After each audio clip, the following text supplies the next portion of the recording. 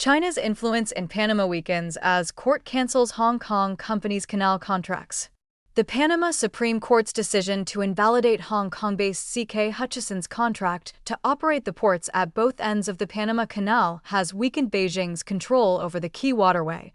But the process may drag out as the Chinese regime fights to maintain its influence in the region, according to analysts. Panama's Supreme Court ruled on January 29 that the concession held by Panama Ports Company, a subsidiary of CK Hutchison Holdings, is unconstitutional. Panamanian President José Raúl Mulino said at a press conference on January 30 that APM Terminals, a port operator under the Maersk Group, will temporarily take over operations at the two ports.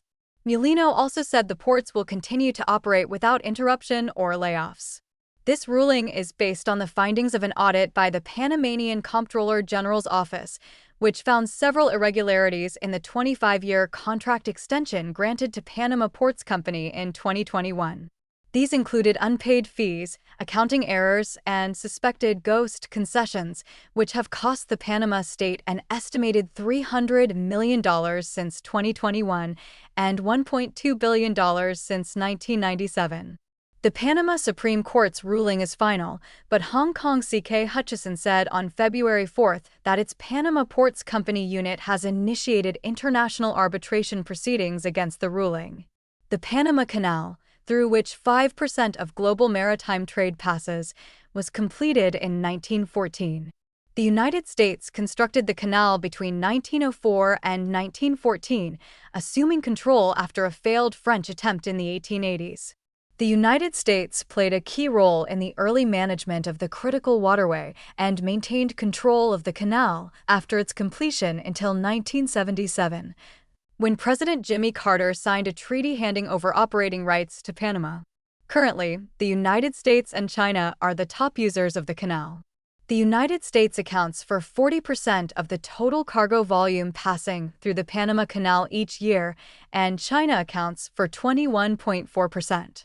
The Chinese Communist regime's influence in Panama and the canal has grown in recent years.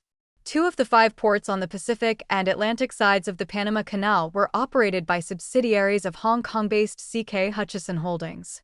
At the end of 2024, then-President-elect Donald Trump repeatedly implied that Beijing was operating the canal and that the United States should retake it. CK Hutchison agreed in March 2025 to sell its Panama Canal ports to U.S. company BlackRock, but the Chinese regime stalled the deal. U.S. officials welcomed the Panama court's decision. Secretary of State Marco Rubio posted on X on January 30th, "The United States is encouraged by the recent Panamanian Supreme Court's decision to rule port concessions to China unconstitutional." Representative John Molinar, chair of the U.S. House Select Committee on China, called it a win for America. In response to the ruling, the Chinese Foreign Ministry said on January 30th and on February 2nd that it will protect Chinese companies' rights. It also threatened on February 3rd that Panama would pay heavy prices for canceling the CK Hutchison contract to operate the ports. Danish company temporarily taking over.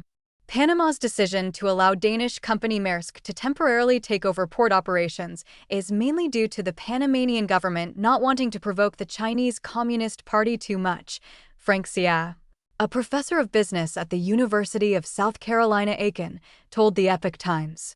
If now selling directly to an American company would elicit a strong reaction from the CCP, Xia said. Of course, we know that with the ruling by the Panamanian Supreme Court, the CCP has essentially been forced out of the ports. The Panamanian government may have some tactful considerations to avoid provoking it. It's not because of Denmark's neutrality, but because Maersk is one of the world's largest shipping companies that would have the capacity to purchase these ports, Xia said. So for the United States, as long as it gets rid of the control and influence of the CCP and European or international companies operate it, there should be no problem, he said. Moreover, the U.S. military is currently stationed directly on both sides of the canal.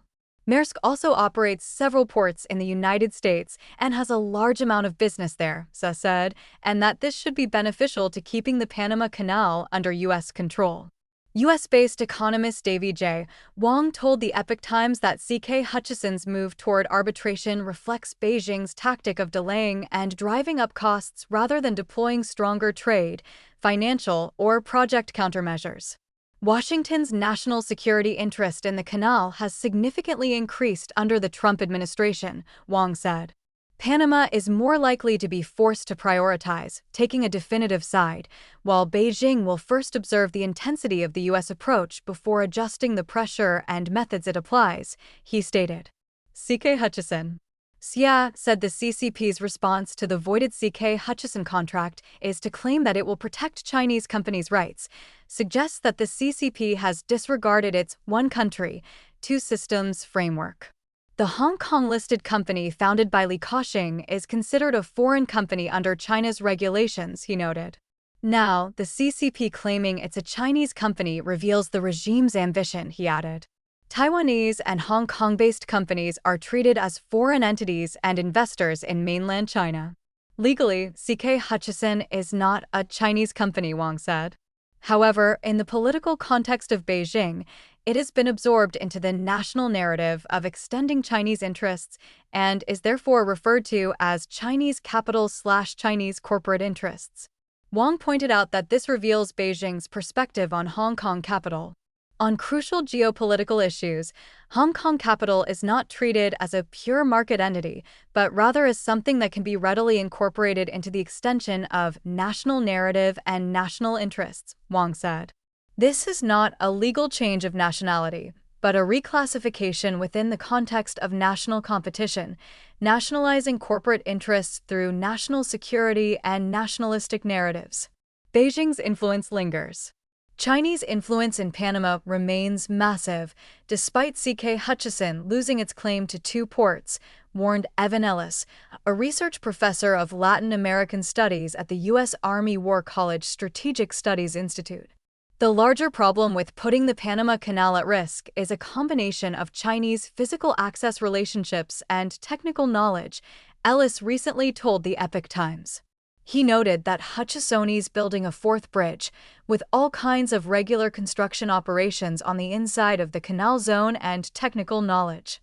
You have maybe 200 different Chinese companies operating out of Panama, Pacifico, and Cologne, doing warehousing operations, doing distribution operations, doing other types of business, he said. From the port's decision, this is going to drag out for a while with respect to who's going to own it, who's going to operate all that, he said. Wong said that Panama has long served as a nexus for international capital and political elites. Changing port operators doesn't immediately sever supply chains, capital networks, and existing political influence, but it does open a crucial window of opportunity, he said. This is an ongoing process of strategic maneuvering, Wong predicted. At this stage, Beijing's influence in Panama has been significantly weakened, but not yet completely dismantled. The true restructuring will depend on how far subsequent judicial and capital restructuring and U.S.-led security governance can go, he said. Wong suggested that the United States can further reshape Panama's political and economic environment through compliance measures, sanctions, investment screening, and supply chain security frameworks. Under this pressure, the existing external influences and local vested interest groups are either forced to renegotiate, compromise, and reorganize, or choose to relocate and leave, he said. Taiwanese political and economic commentator Henry Wu told the Epoch Times that if the court ruling in Panama is ultimately upheld, it indicates a shift in political winds. It will have a demonstrative effect, making some smaller countries that previously leaned toward the CCP, such as Honduras, the Dominican Republic, and even South Korea, realize that aligning with the CCP is no longer beneficial, neither in terms of interests nor security, he said. Wu noted that the CCP's global influence has hit a wall and is beginning to decline. What we are seeing is China's rise as a great power turning into its demise, he said. Luo Ye, Emil Khan, and Fei Jin contributed to this report.